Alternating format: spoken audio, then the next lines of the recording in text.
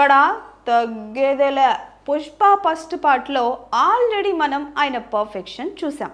Stylish స్టార్ని కాస్త మొత్తం deglamour లుక్లో చూపించి అమ్మో అనిపించాడు. ఇక శ్రీవల్లి అయితే పుష్ప మనసునే కాదు ప్రేక్షకుల మనసుని కూడా కొల్లగొట్టేసింది. అందుకే సెకండ్ పార్ట్ కోసం గట్టిగా వెయిటింగ్ ఇక్కడ. ఇక పార్ట్ 2 విషయానికి వస్తే డిసెంబర్ 5కి రిలీజ్ అవ్వడానికి రెడీగా ఉంది.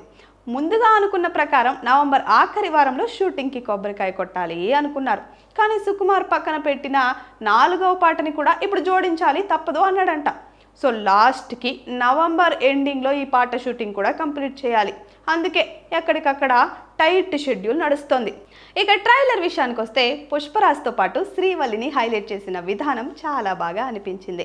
శ్రీవల్లి పుష్పరాజ్ గడ్డంతో తగ్గేదేలా సీన్, ఇంకా మొగుడు మీద బిందెడు నీళ్లు చల్లడం, ఇంకా పుష్ప పెళ్ళాం మాట వింటే ఎలా ఉంటుందో చూపిస్తా అని రావు రమేష్తో ఛాలెంజ్ చేయడం చూస్తుంటే అసలు శ్రీవల్లి రేంజ్ని అమాంతం పెంచేశారనుకుంటా ఈ సినిమాలో. సో పుష్పరాజ్తో పాటు శ్రీవల్లి రేంజ్ కూడా పెంచాడు సుకుమార్. సో సినిమా తప్పకుండా చూడాల్సిందే. వెయిట్ చేస్తున్నారు కదా మీరు కూడా, నేను కూడా వెయిట్ చేస్తున్నాను. Please subscribe to the channel and download the Politicos app from the links in the description.